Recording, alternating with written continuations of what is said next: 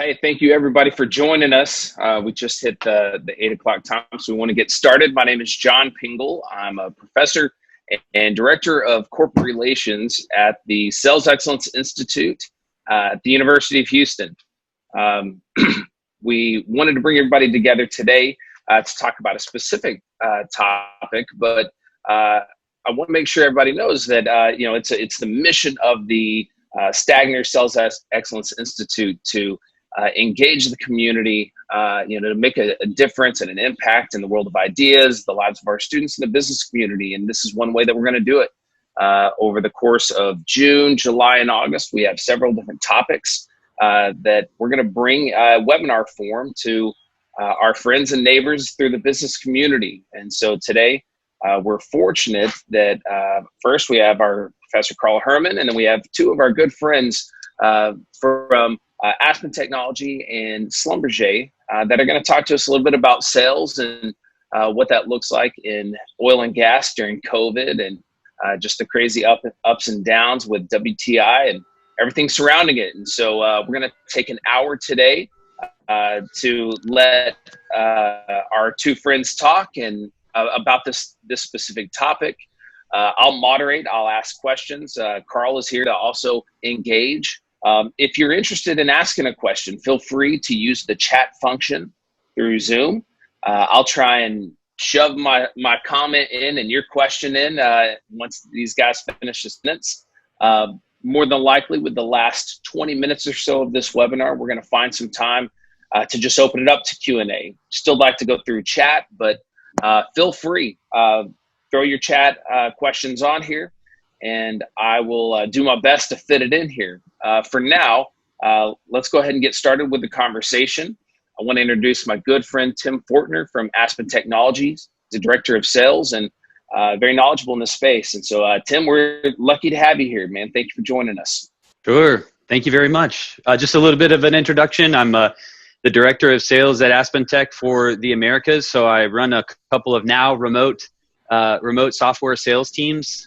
Been in the software sales industry, if you want to call it a singular industry, for quite a few years now, selling technology, telecommunications, network, oil and gas software, and happy to be here and lend some knowledge and some answers to some questions about the industry. We the team at Aspen Tech, we sell simulation and intelligence software in the oil and gas industry. So we live the oil and gas WTI dream every single day, present situation included. So happy to be here and hope to share some information there and look forward to questions.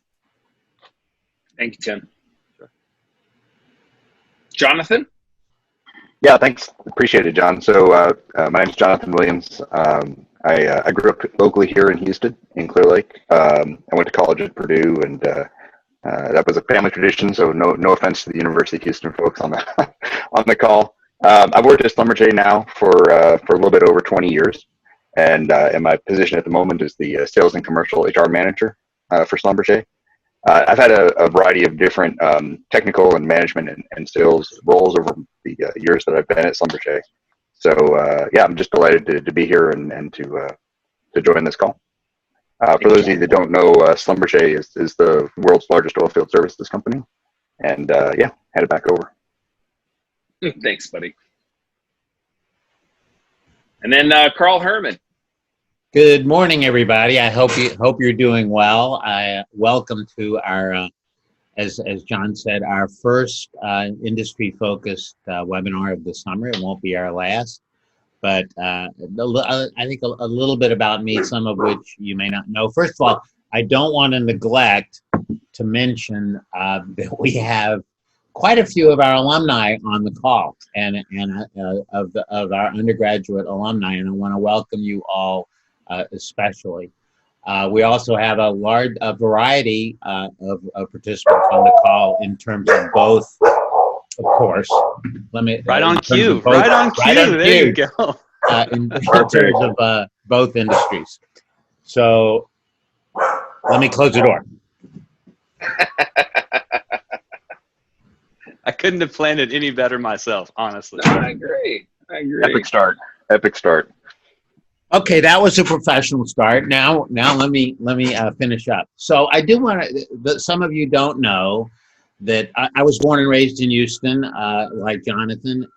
Grew up here, went away to college, and came back 14 years later, right in the middle of a very significant downturn in 1982, where all of my customers were oil and gas customers and selling mainframe computers. So that was my first experience with an oil and gas cycle. There's been at least 6 of them since, none like this. But starting in 1982, I spent 25 years selling to and involved in the oil and gas industry, including my time at Halliburton, friend with Schlumberger, and so it's the industry that I'm closest to, that I'm near and dear to my heart, and that's why we started this webinar series with the oil and gas industry. So and I've been teaching at U of H in the sales program for almost 20 years. Okay, so that's the introduction. Now what I'd like to do is spend just a little bit of time kind of setting the scene, because every industry has their own issues with COVID-19.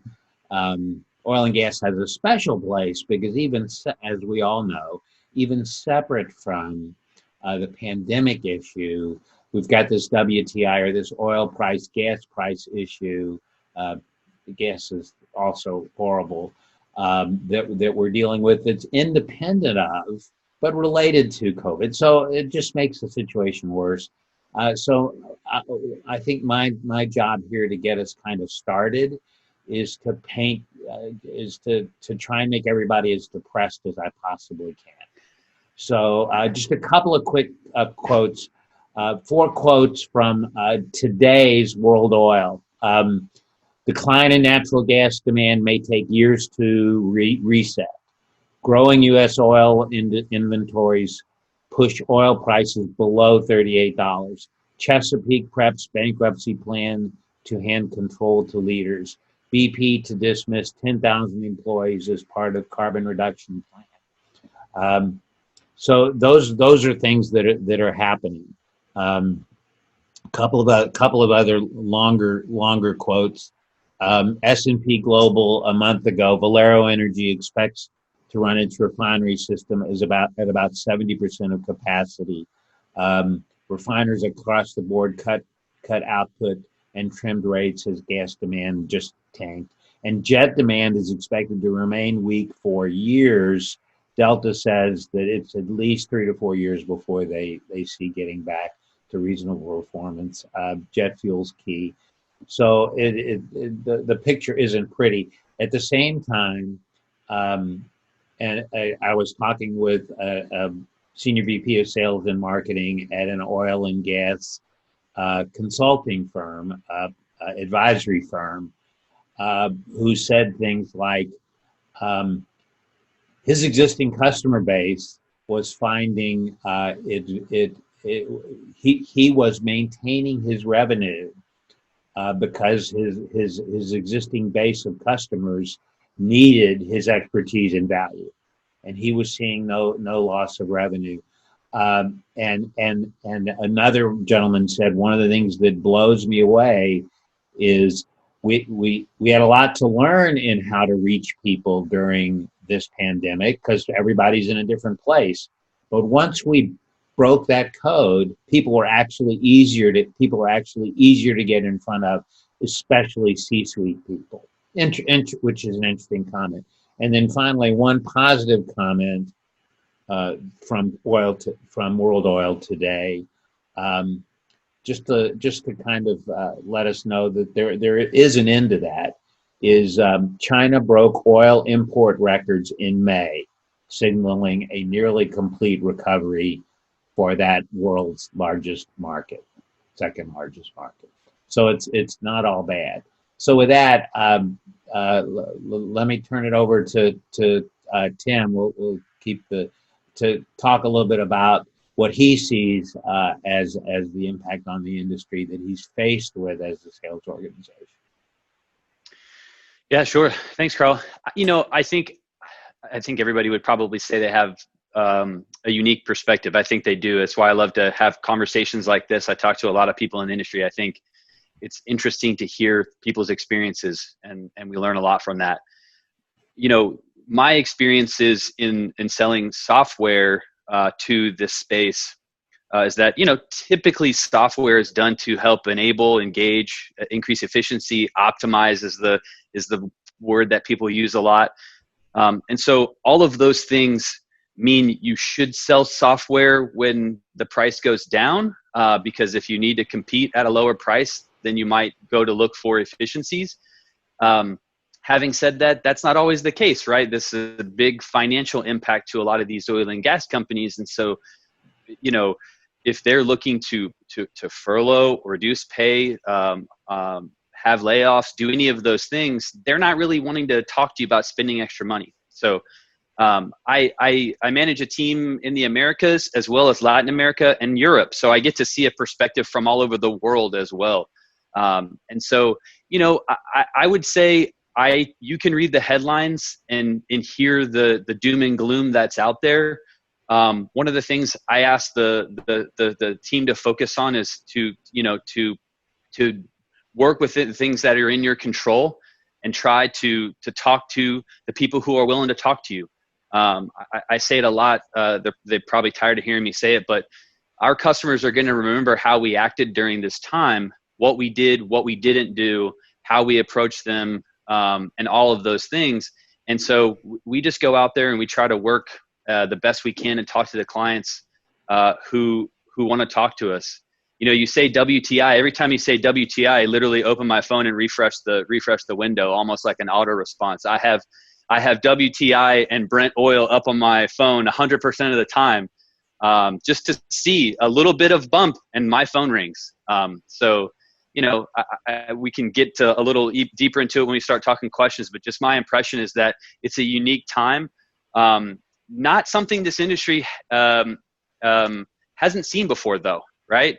There's been a couple of times, 2008, 2014, where we saw similar issues with oil price alone. When you stack COVID-19 on top of that, I think you get a new and unique experience that we've never seen before, but lots to be learned from there as well. Jonathan, go ahead. Yeah, no, and I think obviously I agree with a lot of the stuff that Tim said. In fact, I think I agree with just about everything that Tim said. Not surprisingly. So far. So far, exactly. No, I mean, look, it's no secret, right? And even our CEO, Olivier Le Peuch, mentioned in our earnings statement, this is by far the most challenging quarter in Q2 in Schlumberger's history, and we've been around for a long time, right? So, and I would say the same is probably true of the industry in general.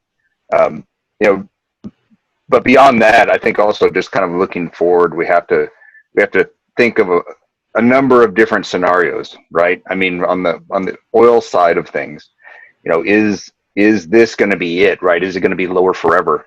Are we going to have a scenario where we have one more big run? Like when it went up to 110, 120, or is it just another aspect of sort of the cyclical nature of the industry, right? And so, in each one of these sorts of scenarios, you have to kind of say, okay, look, from a business plan perspective, this is what I'm going to do, understanding that, maybe in the first one that I'm going to have to make sure that the structure of my cost of my company is going to be limited, right? And I'm going to focus on things that are the high value, efficiency, optimization type of stuff. And the same thing for gas, right? Because oil and gas, they're not exactly the same, right? So, what if gas, stays where it is and it never actually acts as this bridge to renewables that a lot of people expect it to be? What if it's something that's more of like a regional focus, right? So certain regions and pockets in the world, gas becomes extremely, extremely important, and in other ones, maybe it doesn't. And then, on the upside, what if it becomes this sort of super commodity, right? What if LNG is the thing that really, really takes off and is the major source of energy for the world moving forward? So, I guess the point is in each one of these scenarios, you take a step back, you take a look, see what you can do.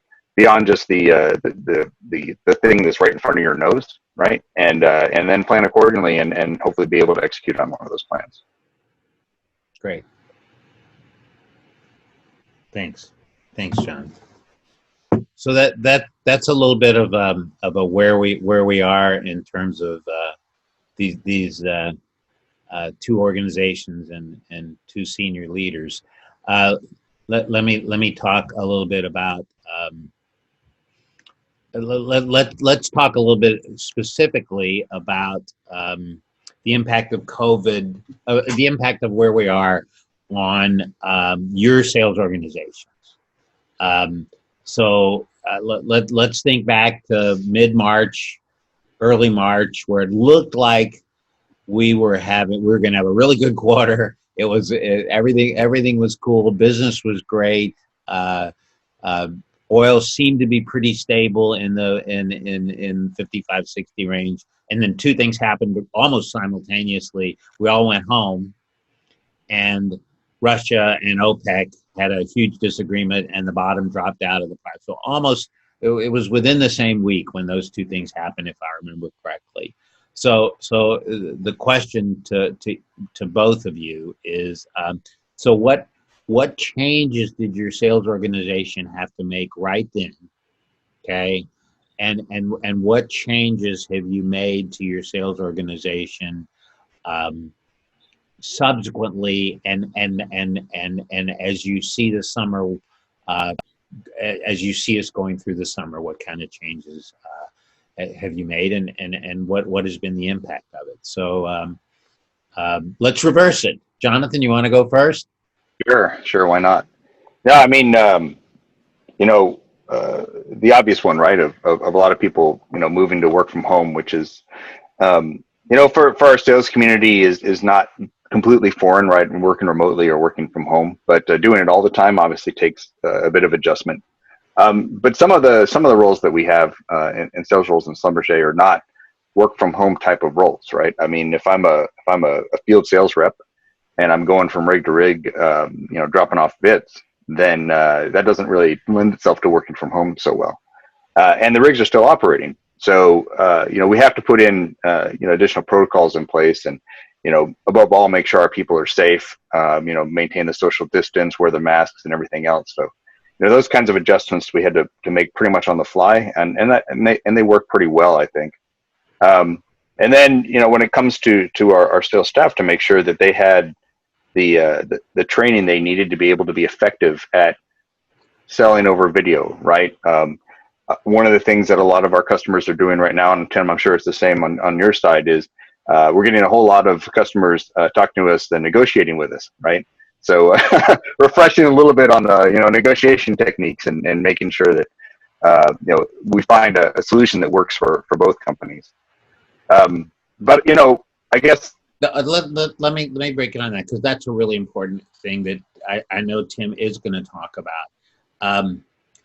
So I'm interested in the difference between 2014 and now, because in 2014, I know Schlumberger was prepared for that. You worked hard to be prepared for your customers approaching you that way, with education and planning and everything else. Is this worse? Is this different from my customers are coming back to me and saying, my agreement is no longer something I can live with? I think it's different in the aspect because we've been through so many downturns so recently. A lot of our customers understand, at least on the surface, that of like pure discounting, there isn't really room for that, right? Everything really has already been discounted to the point that it can be. That doesn't mean they don't ask, right? But I think what we're seeing a lot more of this time around, and what makes this, I think, so special, is a lot more of the collaborative nature, because they know that a company like Schlumberger is going to be around, right? And they also know that a lot of people have a lot of great ideas, and they've found things that work, and we're kind of a bit of a clearinghouse, if you will, for some of those ideas. And so they'll come to us and say, look, I need to do this, right? But I just don't have the money to do it. And that's a great conversation to have for us because we can help them find the most optimal way to make things happen. And sometimes that optimal way isn't using our technology or our services, right? But that's okay because, and I'm sure Tim, you feel the same way, right? It's a lot about having that relationship and having that deep connection to your customer to make sure that they get the performance and the business result that they want. Great. Tim, I'll come back to Jonathan on this question of changes in his sales force, but you want to talk about that customer interaction topic in terms of negotiation and pushback? Yeah, I mean, I think I think just role playing it and being as prepared for it as you possibly can. I think one of the things that happened in our organization is we've been through this before, as you said, right? And as Schlumberger has as well. So we know what a downturn in oil price looks like. I don't think we knew what a downturn in oil price looks like with the twofer of COVID-19, right? And so, I think it was a little bit different. I think we aren't unique in the economic space in the oil and gas industry right now. Joblessness is at an all-time high, and and people are scrambling for any sort of answer. So the questions came immediately. In fact, that's probably the thing I was most surprised about was even contracts whose payments were 13 months in the future or what have you. Immediately it was like, I need help with this. How can you help? And so we needed to understand our role in that, see what we could do. I think, Carl, you and I talked a little bit about it previously. The one thing that we attempted to do, and it would be my advice to everyone, is do everything you can. Obviously, you can't do what you can't do. So get that out right up front. I think we waited to kind of get company guidance, if that makes sense. At some point in time, Antonio and Olivier have to say what this is going to look like for the next year. And so we waited a little bit from a finance perspective or contract perspective to see what the direction of the overall organization was. Obviously, when I get on the phone and talk to a controller or a director of finance or a CTO or something, I'm speaking on behalf of AspenTech, but we needed some understanding about what AspenTech could do or was able to do. But once we got that out of the way, it's really, what are the things that I can do to better your organization? If I can't reduce your licensed annual spend of your contract, right, because we're a software company, then what can I do? Can I enable you with more software, actually? Or can I enable you with some sort of learning package? We suddenly had the attention of a lot of people who were at home and looking for things to do, or looking for ways to increase efficiency or expand their learning or their knowledge. So all of a sudden, e-learning became a lot easier to enroll people in, right? Webinar attendance went through the roof and things of that nature. So trying to find those things that can create a better experience for the customer are really what we worked for. I was, like I said, I was surprised that it's immediate, the immediacy with the ask, but just helping the account managers understand what their answer needs to be. A lot of times, maybe from a learning perspective, I would let an account manager sit with that customer a little bit longer. But as a sales leader, I had to raise my hand a lot more often and get on the phone with these people and let them know, here is the reality of their situation. And then the conversation, as Jonathan just said, I like to say, if this thing were $1 or $1 million, what would you want to do? It's a way of sort of taking price out of the conversation. What does your organization need right now? Despite the financial situation that you're in. And then I can really get a sense and a feel for what it is that you need. And that's been extremely eye-opening for me and others in the organization. Now we're trusted advisors more so than we were before. We can talk through what the clients need. Great. Let me ask you a question. Jonathan, let's start with you. Schlumberger has salespeople that have been there for 40 years and some that have been there for 6 months. And so we know what comes with, that different age and experience of salespeople in their their desire to seek out new training or to adopt new technologies or new ways of doing something potentially they've done for a long time. Can you talk a little bit about what you've experienced in having to manage those kinds of engagements with a tenured sales force, very diverse sales force all over the world, and kind of what Tim was talking about, where some people are going to be hungry to come in and dig in it as much into Zoom and Google Hangout and this new engagement, or even some of these other tools that they may have at their disposal that's going to be important for them to be successful in a work from home environment. Sure. No, I mean, I think for a great deal of our salespeople, right?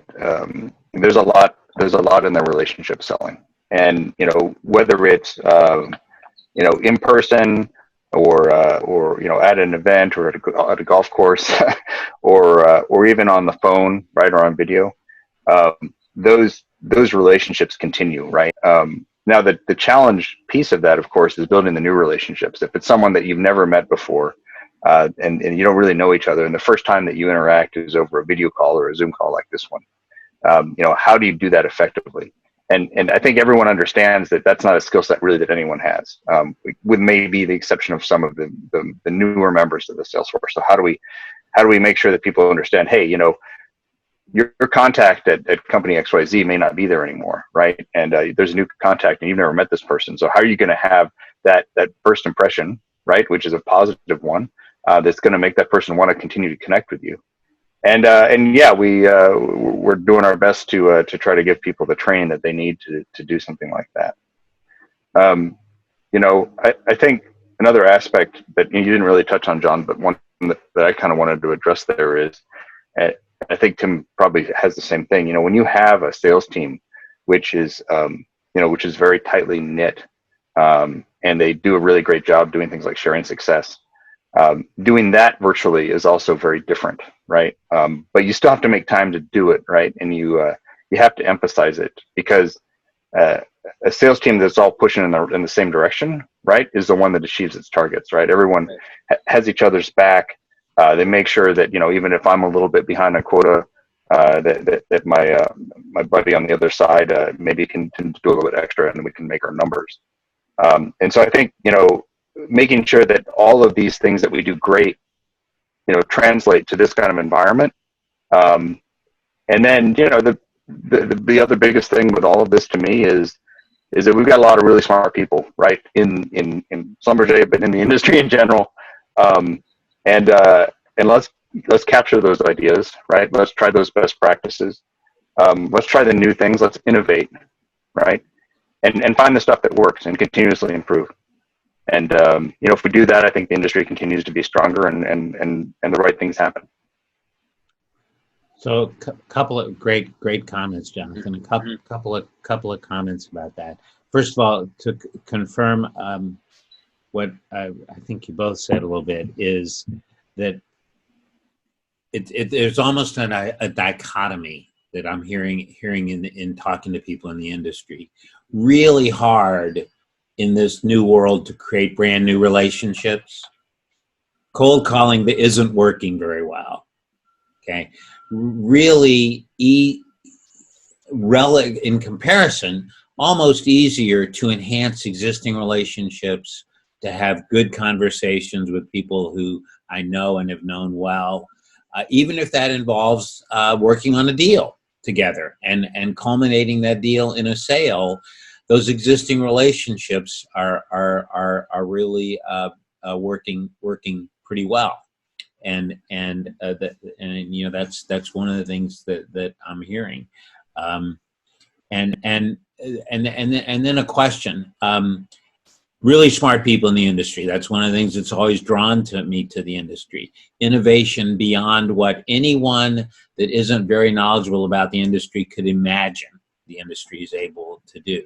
But but you indicated some difference associated with the way we're doing business, the way we're having to do business now in that innovative process. Did I hear something that wasn't there? No. I mean, you're absolutely right when it comes to how we as an industry have to evolve, right? We do, and but the thing is that I think the industry can do it because I mean, look, honestly, look in the U.S. and look what happened with shale. Right, shale was not something on anyone's radar for the most part for a couple of decades ago, and now the U.S. is energy independent. That's a big deal, right? I mean, that's a seismic shift in the industry. And so, okay, look, yes, none of us have ever been through a pandemic before, and the reality is it probably won't be the last pandemic that the world has to face. But can this industry handle challenges? Hell yes, right? Yeah, always have. So, Tim, let me go back to you. Schlumberger has two distinct sales organizations: an inside sales organization that you run, and an outside sales organization that, as you said to me, has more suitcases than suits, right? Because they, which is an interesting way to express it. So talk a little bit about, and then we're gonna move on to the future. But talk a little bit about specifically what you're doing to make your organization be successful, moving from an inside sales group where you got to talk to them every day and look at them in the eye and stand behind their cubicle, to one where you can't do any of that. Yeah, I think it sort of goes directly to John's question about technology. And, we're talking about Zoom and Microsoft Teams and all these things, but really I'm talking about interactions, right? At AspenTech, as Carl alluded to, we have two distinct sales organizations: a field sales organization that goes out to clients, and an inside sales organization that gets to see my ugly face every day and talks to their clients virtually. One of the things that we tried to do immediately upon, and we weren't work from home. I've worked for a lot of organizations that are, but AspenTech is a bit unique in that we bring them all into the office every day. I'm still saying it in present tense because I'm just that used to it. So now we don't know, but right now we aren't. We're work from home. So I'll say it worked for my team as well as my customers. Immediately, just increase the frequency of interaction. We have daily video calls. No one had ever been on a video call with me on my team. Nobody FaceTimed me or WhatsApp videoed me or what have you. They either saw my face personally in the office, or we talked on the mobile phone or over text or over WhatsApp. You as a leader, you got to put the stop to that. I'm going to turn my video on, whether I'm right out of the creek behind my house or I've just finished my 3-mile run and my hat's on backwards. If you're on my team, you know that 3-mile part was a joke. So at the end of the day, just increasing the frequency of interactions. We have the water cooler conversation every morning at 9 a.m. And so those types of things are important. The same with the customer, I noticed, John, back to your question about technology. All of a sudden, I could have a WhatsApp conversation or for my Asia Pac team, a WeChat conversation, video calls. Yesterday, I literally met with a client over WhatsApp video because it was the only modality that he could utilize to have the conversation. So I don't care if the call gets logged or we get the stat at this point in time, right? I just want to know that a conversation happened with a client that was meaningful to get us to end of game in this situation or to take care of their customer service issue. So I think the way that I've expressed it to my team is you got to go where the customers are and are willing to meet you. I was surprised at how willing that they were able to have those conversations. I have talked to, I think, at least 5 CTOs that I'm trying to sell software to about, are you guys using Teams or Zoom or how are you doing this? So just immediately the professional world, not even just the oil and gas industry, went to what's this going to look like? I have a biweekly meeting that a couple of them that I meet with people around Houston just to say, what's this look like? How do we do this? I sell bits in person. Now what do I do? I sell door hardware to the oil and gas industry off the back of my truck. How do I do this? And so I just think those us as a team and me as a leader being willing to just enter any modality possible turning notifications back on your mobile device at all hours instead of just from 8 to 5, or those little changes just so you're there and able to communicate, allowed me to increase the frequency of interaction, which has resulted in probably, Carl, you ask about sort of temporary versus permanent. It's probably going to change the way that we interact with our customers forever. I don't know that we're having a harder time getting new customers as we are, growing relationships with existing customers. I can say we get to the WhatsApp Teams virtual meeting a lot faster than we ever did. You would have maybe talked over email a couple of times just to see what expectations were. You asked for a quote, what is up with that? Now it's like, let's jump on a virtual call and have a conversation with you and your friends. So I think that's actually been a strategic advantage for everyone in the industry, is just to leverage that technology, but more willingly than I've ever seen it before. Let me ask you guys, both of you, a quick question, just for time's sake. Carl and I are teaching classes of 35 plus undergrads, and that was a big learning experience for us, where we're used to engaging as we're teaching one-on-one. You can see somebody's facial expressions or body posture. You can see all of these things to know if you're what you're talking about as you're trying to build up your team. Is it working? Is it not working? Who's not paying attention? And can you draw them back in? It's a little different in Zoom. So can you guys just give us like 2 best practices? Here's what you learned and what you found worked when it comes to keeping your teams engaged via Zoom while you're trying to either build cohesiveness, you're trying to educate them on a topic, whatever it is. Yep. I can go first, Jonathan, if you don't mind. Right. Go ahead, First thing I did was I've worked virtually back in 2005, so I thought I knew everything, but I stopped and I educated myself about what 2020 looks like to do things virtually. But I'll give you a couple best practices.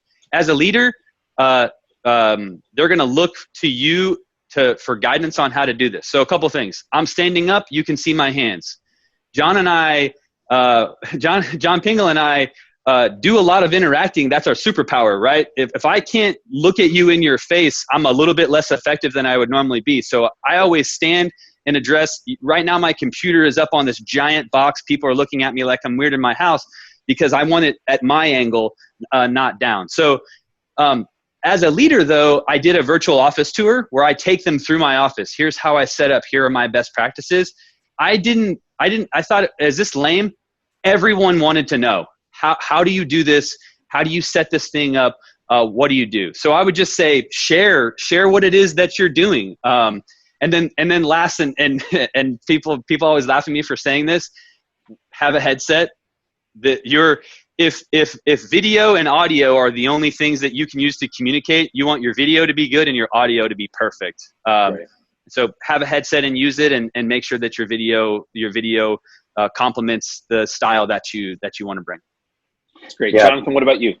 No, that's great, Tim. And the one thing I would say more than anything else is, well, I guess the 2 things I would say, right? The first one is your responsibility as a leader is to bring the energy, and you can see the energy that Tim brings, and I'm sure he brings it to his sales meetings too. But you got to bring the energy, right? You got to set the example for your team and for your class. And the other thing, of course, is that you need to make sure that people are involved, and that means that you're going to be calling them out by name, right? To say, I want your opinion on this. I want you, Jaron, I want you to tell me, what your thoughts are about this, or give me this answer, or Jaron, I want you to ask, Talal about this, whatever it is, right? And just make sure that everyone is involved, not just feels involved, right? But actually is involved. And that makes it personal, right? And it also helps people from kind of wandering off, sort of off camera to go do something else, which they otherwise would do. Look, I teach a 8:30 class, so students were leaving to go get a bowl of cereal or get some orange juice or take a shower, whatever they were doing. It was tough to keep them on board. That's good advice. We had a question from the audience. Carl had mentioned a lot about cold calling and how it's been a little more challenging. I think Tim actually mentioned something about just cold calling being a little different than what we experienced in the past. What strategies have you guys seen effective when it talks to when talking with new clients, when cold calling and prospecting? Yeah, I'll give a one practical one. I'll say WhatsApp, but really I mean any modality. I think I was very surprised at how willing people are in this environment to talk over LinkedIn, InMail, and WhatsApp before when they weren't. WhatsApp. Here's what happened. On March the 15th, I realized how few mobile numbers for my clients I really had. In fact, we went on a campaign. I had a couple members of my team, one who's even on this call, who was extremely effective at going out and getting those, but it almost became like their sales tactic, right? I got to get the deal, but before I get the deal, I got to get the mobile number. And so once you have a client's mobile number, a lot of them put mobile numbers in their signature, even if they don't call it out. WhatsApp kind of allows you, this is not an ad campaign for WhatsApp, but these applications to not be named, I guess, allow you to see if a client has received your message, viewed it, all of those things. I think if you've got an Apple device, you've all noticed when you put in somebody's new contact number and it turns blue, then you realize that they have an iPhone too, and you can iMessage them and see when it's delivered, read receipts of that nature. So that's my first super quick tip is just to the clients. Your clients are willing to communicate with us in new and different ways, and we should take advantage of that now more than ever. But it'll probably last forever.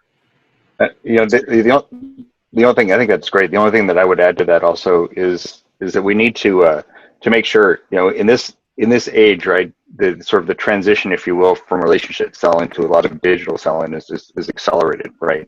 And as part of that digital selling is having not only advertising, but a way for prospective customers to get the information they need up front, right? So they're more educated and they can have more of an educated conversation rather than sort of like, hey, this is me and I'm introducing this whole thing and having a customer come to you, right? Because, hey, you know what? I saw your webpage, the LinkedIn stuff, an article, a white paper, all of these things, right? And then have that more educated discussion right off the bat. It just makes things easier and faster. And honestly, it gives you the opportunity to show the value much faster to a customer. And let me make a couple of comments about cold calling. First of all, comment number one is that it's a new world and there's new challenges, but it still takes multiple touches. If you're talking about cold calling, you still have to be persevere if there's someone I think people are willing. I think Tim is absolutely right. People are willing to interact with you in different ways than they used to, and in fact, sometimes eager. Still takes multiple attempts. Still takes multiple touches. Don't give up. Okay. So I think that's really important. Second is, we do a lot of research in the Sales Institute, more than anyone in terms of researching the sales industry and the sales profession. And one really large scale recent research project that we did, and I don't want to overly summarize this, but the relevant point is, you better assume that people today are doing research when you interact with them. You better assume that's what the research found. That if you don't assume that they already know stuff, it's a turnoff. If you start back at, I need to understand your organization, I need to understand your needs, then it's a turnoff. The conversation needs to start farther down the sales process than that. Tell me a little bit about the research you've done already to help solve your problem. And that's a really important thing to do. And I think that issue can't have been that has got to be even more of an issue post COVID than it was pre-COVID, because people have the time to do the research. People have even more time to do the research. So they're going to even be farther ahead of of what they need to know to make a decision when you touch them or they touch you than they used to be. And you got to recognize that and adapt. The only other thing I was going to add is, if cold calling is not working, do some work to have a few warm calls.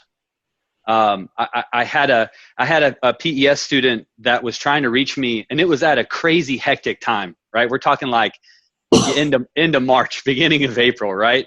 And so, to be fair, I just couldn't dedicate the mental space. So this is my customer perspective, right? I was dealing with clients asking for to cancel contracts and salespeople who are going virtual and does any of my staff sick or all these things, right? But I had someone on my staff say, somebody needs to talk to you. Can I set up a call? Immediately I was like, oh, sure. If you need, yeah, absolutely. Right.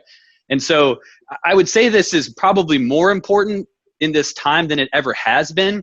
But for me, it's always been something that's important. Anything you can do to leverage the relationships that you have in the world to create warm handoffs or warm calls rather than cold calls, you should do. It doesn't work out in every situation, but in a connected world, you would be surprised at how connected we all are, especially in the professional world. Not just LinkedIn, but that's a big part of it, right? So anytime you can leverage an introduction or just ask, hey, I see you work at company X and I would like to talk to this person. Can you set up a meeting?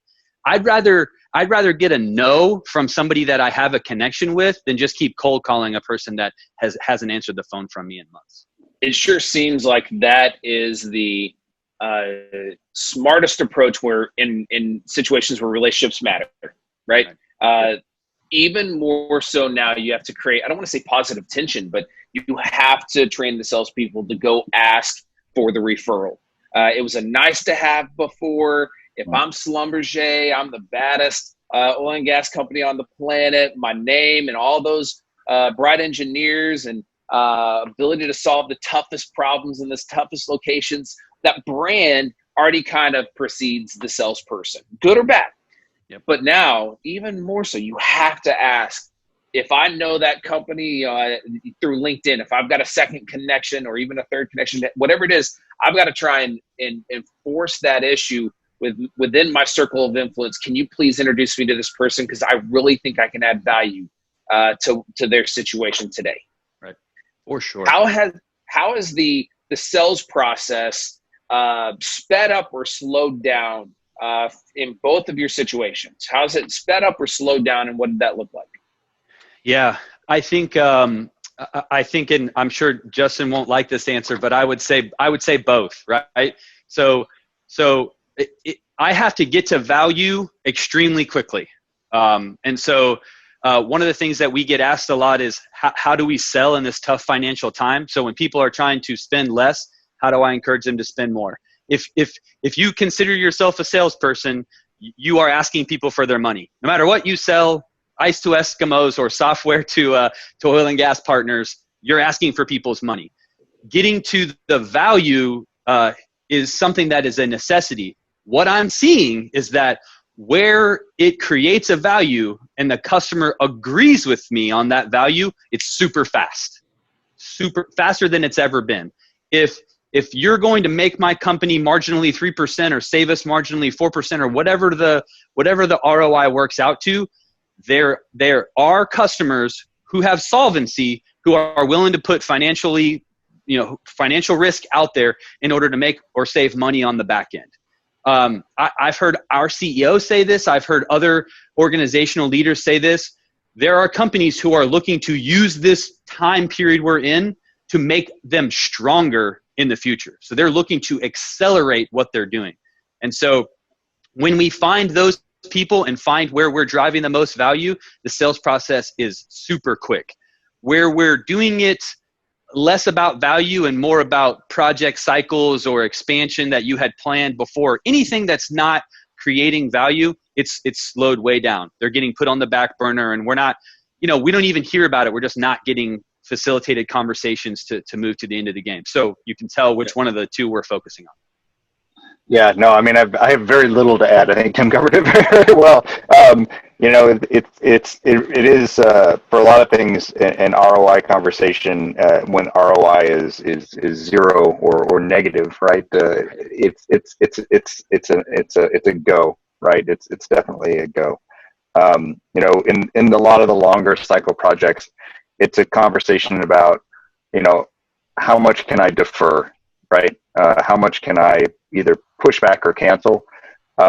You know, we talk a lot about upselling, for instance, right? Of to say, okay, look, you can have this, but then you can have this instead, and it's even that much better.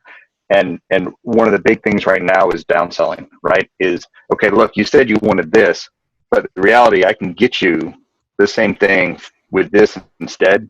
It costs less, and it achieves more, or it also eliminates some other stuff that you would have had to do.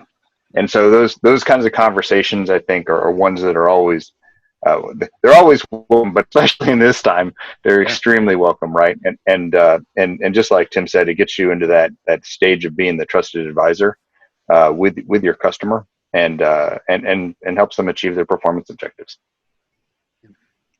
Can you guys give us? I will add a couple of quick comments to that. Get to value early. I think that's really important in today's world. So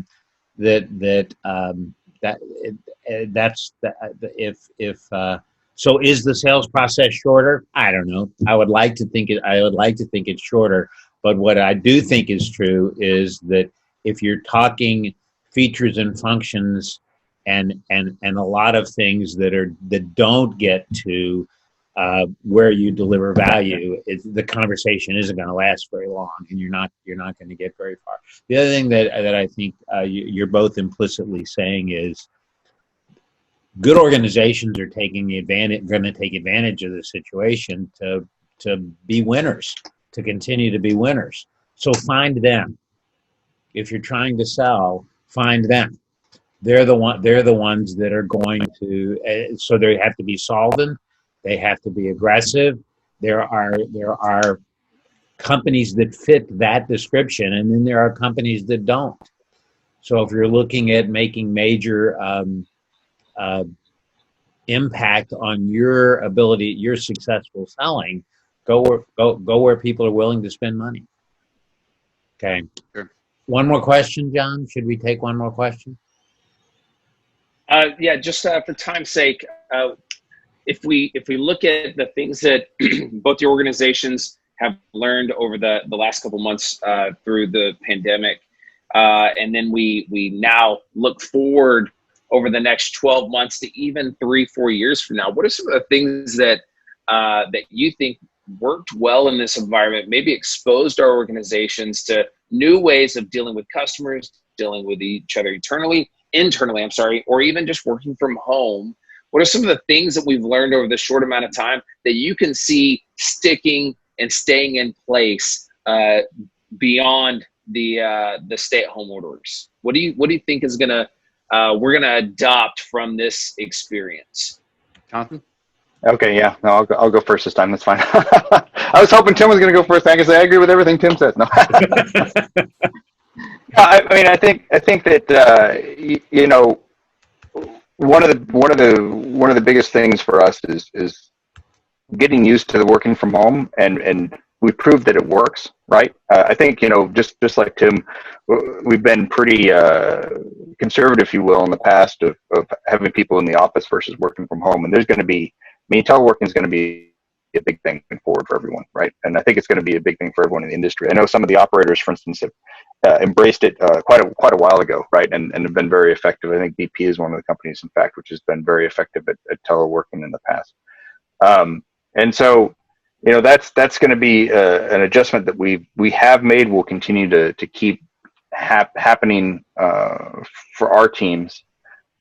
You know, for a field perspective, you know, we've been talking and doing things like remote operations and multi-skilling for our staff to reduce the number of people on the rig site for some time, and I think you know, in this scenario, that's only been accelerated, right? And we're going to see a lot more adoption in the industry of those. You know, I guess one of the biggest things continues to be the opportunity to have the excellent conversations with our customers about how you get to what you need to have happen, maybe with a different methodology in doing so, or better utilizing technology to do so. I think a lot of times it's sort of like, well, what I have works and I don't want to budge off of that. And there's a lot more openness today. And I think there will continue to be in the future as to, okay, how do I further optimize? How do I further make a difference? How do I further save money? And how do I operate effectively in this kind of environment? Hopefully it's something in an environment that lasts forever, but even if it does, how does my company stay afloat? And how do I still deliver the performance I need to my shareholders and my employees? Tim? Yeah. And the only thing I would add is I would say we've proven that customers are willing to interact with us in new and different ways. I don't think that they'll ever put that cat back in the bag. So I think the people who can learn and adjust to doing business in that way are going to find advanced success over people who haven't. I know Sammy asked a question about trying to find new and different ways to interact with executives. It's the same thing. We are talking to them in new and different ways. We've proven that the theories work. There's been tons of companies selling virtually for years and years, and they're just like, what's the problem? And so we've got to teach the organizations like mine to be better at this virtually. And I think we've proven that our customers are willing to talk to us in new and different ways. I don't think that'll ever change, John. I don't think it'll ever go back. So a couple of things, and then we'll close, because I agree, and Tim mentioned something to me. So quick. So I used to call on Phillips in Bartlesville, Oklahoma. They loved it when I came up there, upstream and downstream. And going there was something that they appreciated. Walking in the door, coming up from Houston, not all of my competitors did it. It was a big deal. Right. And as Tim said to me earlier this week, in many respects, we don't do that anymore, but frequency replaces it. Right? Frequency replaces it. So if I can talk to somebody 3 times a week about an ongoing conversation and an ongoing dialogue, that's pretty effective. Whereas going to Bartlesville might be a once a month event, and it's a wonderful once a month event. I mean, looking people in the eye. I mean, there's certain things where that's really necessary, but to a certain extent, frequency, which we can now do very efficiently, is going to replace face to face, and I think that's important.